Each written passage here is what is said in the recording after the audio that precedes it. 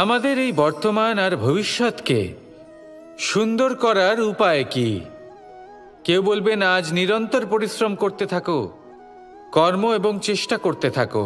তার থেকেও বেশি গুরুত্বপূর্ণ কিছু আছে, বিগত অতীতের সাথে শান্তি স্থাপনা করা। কারণ অনেক সময় আপনার এই অতীত আপনাকে সামনে অগ্রসর হতেই দেয় না।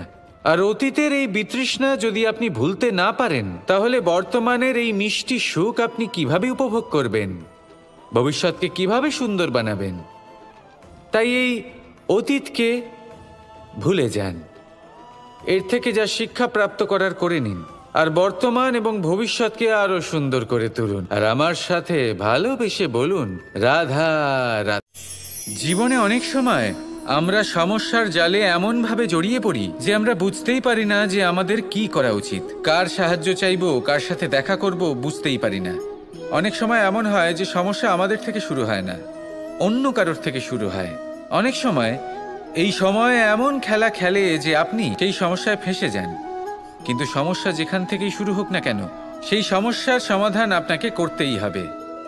অনেক সময় মানুষ এমন বলেন, আমার অতীত এত বাজে, সেটা শুধরে কি হবে? এই ভুলটাই তারা করে বসেন। দেখুন, আগে যা হয়ে গেছে, যা শুধুই অতীত, যা সত্য তা কখনো বদলানো যাবে না। কিন্তু এটাও সত্যি যে এখন থেকে সামনের যে পথ, সেটাও আপনার হাতে রয়েছে। আপনি একে ভালোও বানাতে পারেন, খারাপও বানাতে পারেন। তাই আপনার এটা শুধরে নেওয়াই উচিত। কারণ মানুষ আসলে তার নিজের অতীতকে নয়, তার বর্তমানকে প্রভাবিত করতে পারে। এই বর্তমানই পরবর্তীকালে অতীত হবে, যা আপনি শুধরে নিতে পারেন। তাই আপনি সেই চেষ্টাই করুন, নিরন্তর চেষ্টা করুন। ধনাত্মক দৃষ্টিভঙ্গি নিয়ে নিজের বুদ্ধি প্রয়োগ করুন, সাহসের সদ্ব্যবহার করুন, যাতে আপনার আগামী সময় আপনি আরো ভালো করে তুলতে পারেন। আপনার সমাপ্তি আর সমাপ্তির পথে এই যাত্রা, তাকে আপনি সুখময় করে তুলতে পারেন। তাহলে এটাই করুন আর আমার সাথে ভালোবেসে বলুন, রাধা। মানুষের সবথেকে বড় শক্তি কি? তার বাহুবল, অর্জন করা ধন, নাকি তার পেছনে দাঁড়িয়ে থাকা তার সমর্থক বা প্রশংসকদের দল, নাকি ঈশ্বরের আশীর্বাদ? সেটা কি? মানুষের সবথেকে বড় শক্তি হলো একটাই, আর তা সকলের মধ্যে আছে। আর তা হলো তার নিজের অস্তিত্ব, যা অন্য কারোর মধ্যে নেই। সংসারে অনেক লোক রয়েছেন, কিন্তু কেউ আপনার মতো নন। এটা হলো আপনার শক্তি, এ হলো আপনার নিজস্ব শক্তি। দুর্ভাগ্যবশত বেশিরভাগ মানুষ এটা বুঝতে পারেন না, নিজের শক্তিকে চিনতে পারেন না। কিন্তু যদি আপনি চিনতে পারেন, তাহলে আপনি নিজের অন্তরে অনুভব করবেন একটা অসীম শক্তির অস্তিত্ব। যে সাফল্যের পথে আপনি চলছেন, আপনি দেখবেন যে এই সাফল্যের দ্বার নিজে থেকেই খুলে গেছে। শুধু প্রয়োজন হলো নিজের এই শক্তিকে চিনে নেবার, নিজের এই বিশেষত্বকে বোঝার। কারণ এই যে আপনার বিশেষত্ব, এ কোনোদিনও আপনার থেকে দূরে চলে যাবে না, চিরকাল আপনার সাথে জড়িত থাকবে। যদি আমি বাহুবলের কথা বলি, সময়ের সাথে সেটা চলে যাবেই। যদি কথা বলি অর্জিত ধনের, তাহলে সময়ের সাথে সেটাও চলে যাবে। মিত্র, পরিবার, বন্ধু, আশীর্বাদ, এই সব কিছু আপনার থেকে দূরে চলে যেতে চলেছে, সেটা আপনিও জানেন।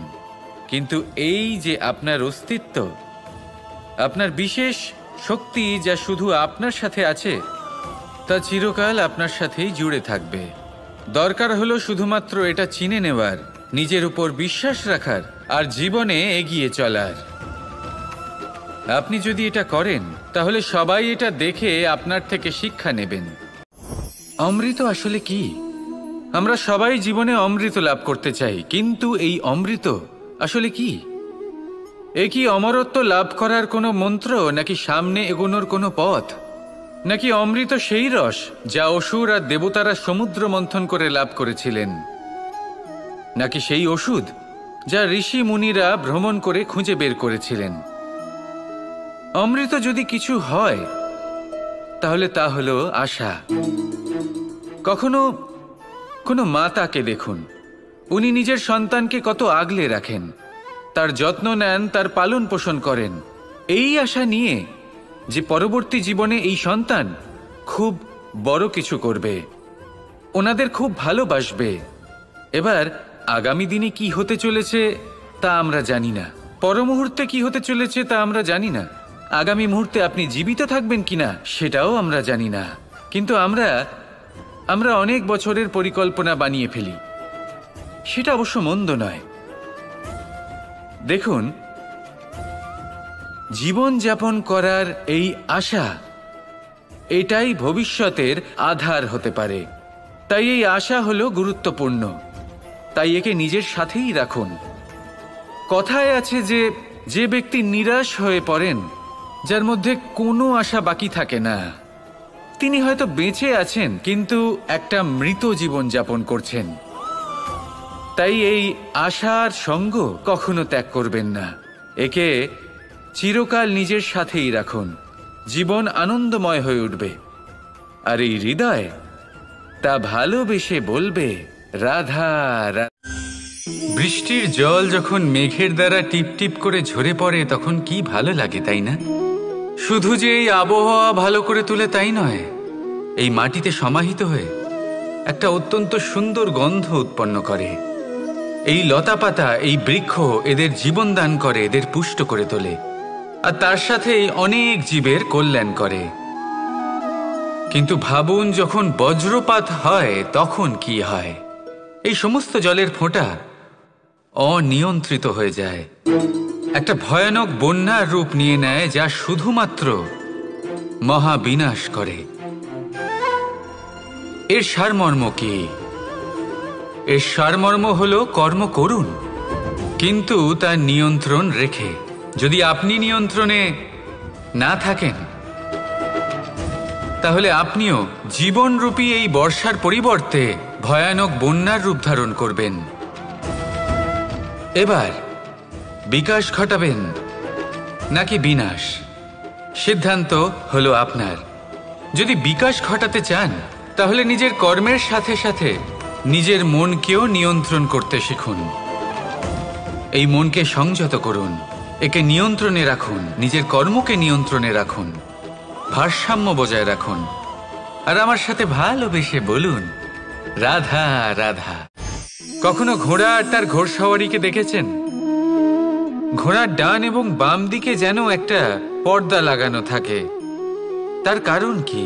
যাতে ঘোড়া অন্য কোনো দিকে দেখতে না পায়, শুধুমাত্র সামনে দেখে আর সেই দিকেই এগোতে থাকে। বলতে গেলে এটা খুব সাধারণ ব্যাপার, কিন্তু এর পেছনে খুব বড় এক বিজ্ঞান লুকিয়ে রয়েছে।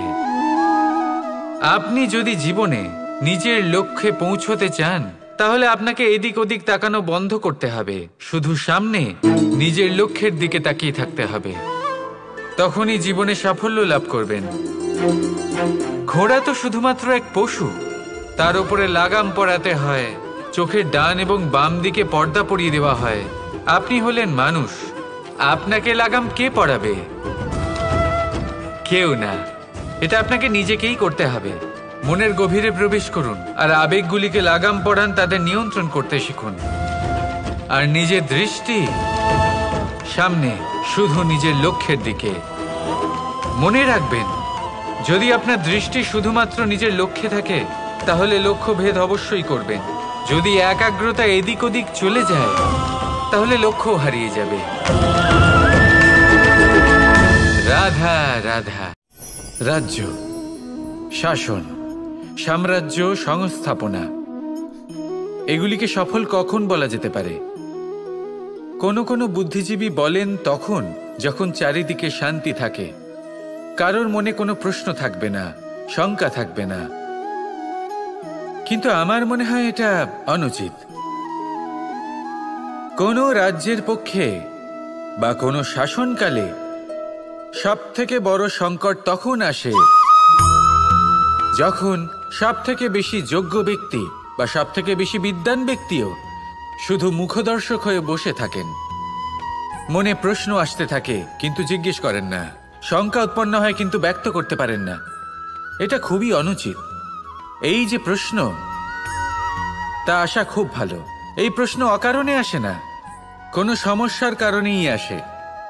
এই প্রশ্নের দ্বারা আপনি সেই সমস্যাগুলি দেখতে পাবেন যাতে আপনি এতদিন অনভিজ্ঞ ছিলেন। আর যত প্রশ্নের নিবারণ আপনি করবেন, ততই আপনার রাজ্য, আপনার শাসন আরও শ্রেষ্ঠ হয়ে উঠবে। এই প্রশ্ন, এই শঙ্কা, এগুলো আপনাকে সমাধানের চূড়াতে অবশ্যই নিয়ে যাবে। সেই জন্য না প্রশ্ন করা অনুচিত, আর না শঙ্কা ব্যক্ত করা অনুচিত, আর না তিনি মূর্খ যিনি প্রশ্ন করেন, শঙ্কা ব্যক্ত করেন। তাই এনাদের কখনো দূরে করে দেবেন না, এনাদের নিজস্ব মতামত রাখতে দিন। যখন সবাই মিলে একমত হবেন, তখন নিশ্চিত রূপে বলা যায় যে এই রাজ্য, এই শাসন, এই সংস্থাপনা সাফল্যের শিখরে রয়েছে। তাহলে আসুন আর আমার সাথে ভালোবেসে বলুন, রাধা।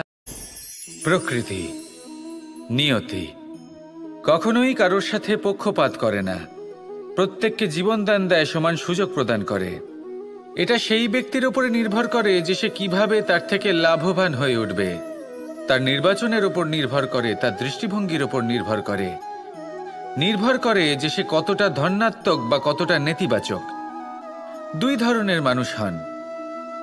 এমন কিছু মানুষ হন যারা প্রত্যেক পরিস্থিতি, প্রত্যেক সমস্যা এবং বিপদে সুযোগ খুঁজে বের করেন। আর কিছু এমন মানুষ রয়েছেন যারা যে কোনো সুযোগে কোথাও না কোথাও থেকে একটা সমস্যা খুঁজে বের করেন। এবার আপনি কি চান? আপনি সুযোগ চান, তাহলে সুযোগ পাবেন। আপনি সমস্যা পেতে চান, সমস্যা তো আপনি চাইলেই খুঁজে পাবেন। চয়ন আপনারই, যে আপনি কতটা ধনাত্মক থাকতে চান, কতটা নেতিবাচক থাকতে চান। ধনাত্মক থাকুন, জীবনে সব কিছু সম্ভব হবে। আসুন আর আমার সাথে ভালোবেসে বলুন, রাধা রাধা। যখনই আমরা কথা বলি জলরাশির বিষয়ে, যখন আমরা তুলনা করি, তখন আমাদের খুব ভালো লাগে মিষ্টি সরোবর, পুকুর, নদী। আর আমরা অপেক্ষা করে থাকি সাগরের জন্য, সমুদ্রের জন্য। কেন করি? কারণ এই সাগর, এই সমুদ্র, এ হলো অত্যন্ত বিশাল আর ভয়ানক। এর জলও কিন্তু নোনতা, যা আমরা পান করতে পারি না। কখনো ভেবে দেখেছেন এই সমুদ্রের অন্তরে এই নোনতা জল, এই নোনতা ভাব, এটা আসে কোত্থেকে? এই যে সমুদ্র, যে প্রবাহমান নদীর থেকে যে খনিজ নির্গত হয়, তার ভান্ডার হলো এটা। সেই খনিজকে নিজের অন্তরে গ্রহণ করে, সেই নোনতা ভাব নিজের মধ্যে সমাহিত করে, আর তারপর সেই নোনতা জল বাষ্পে পরিণত হয়ে ওপরে উঠে যায়, যা মেঘ হয়ে আপনার ওপর মিষ্টি বৃষ্টি হয়ে ঝরে পড়ে। এ হলো সমুদ্রের ত্যাগ, যার জন্য আপনি মিষ্টি জল পান করতে পারছেন, সে নদী থেকেই হোক বা সরোবর থেকে। সেই জন্যই হয়তো সাগর হলো এত মহান, হয়তো সেই জন্যই রত্ন সাগরে পাওয়া যায়। তাই মনে রাখবেন, ক্ষমতা তারই হয় যে ত্যাগ করতে জানে, কোনো বিষকে নিজের মধ্যে ধারণ করে নিতে জানে। তাহলে আপনিও এটাই করুন, এতটাই শক্তিশালী হয়ে উঠুন, আর আমার সাথে ভালোবেসে বলুন, রাধা রাধা। বৃষ্টির ফোঁটা কত ছোট, কিন্তু সাগর কত বড়। হিমখণ্ড কত ছোট, হিমালয় কত বড়। কত পার্থক্য আছে দেখুন। দশরথ পুত্র রাম আর শ্রীরাম, দেখুন একটা ফোঁটা একসাথে মিলিত হয়ে তখন এই বিশাল সাগর তৈরি হয়। সকল হিমখণ্ড যখন একসাথে মিলিত হয়, তখন এই বিশাল মহান হিমালয় গঠিত হয়। সেইভাবেই একটা ছোট্ট বনবাস দিয়ে শুরু হয়েছিল একটা যাত্রা, রাম থেকে শ্রীরাম হবার পথে, মর্যাদা পুরুষোত্তম হবার জন্য। কিন্তু এর থেকে আপনি কি শিখলেন? বিন্দু আসলে মহান নয়, মহান হলো সাগর। হিমখণ্ড মহান নয়, মহান হলো হিমালয়। অর্থাৎ কোনো মহান কাজ করার জন্য বা মহান হবার জন্য আপনাকে আরম্ভ করতে হবে ছোট থেকে। একটা অত্যন্ত সরল কিন্তু একটা গুরুত্বপূর্ণ কথা আমি আপনাকে বলতে চাই। দেখুন, আরম্ভ করার জন্য প্রথমেই আপনার মহান হবার কোনো প্রয়োজন নেই, কিন্তু হ্যাঁ, মহান হবার জন্য প্রথমে আরম্ভ করা অত্যন্ত প্রয়োজনীয়। আপনি যদি শুরুই না করেন তাহলে কখনো মহান হতেই পারবেন না। প্রকৃত নিষ্ঠা দ্বারা আরম্ভ করুন।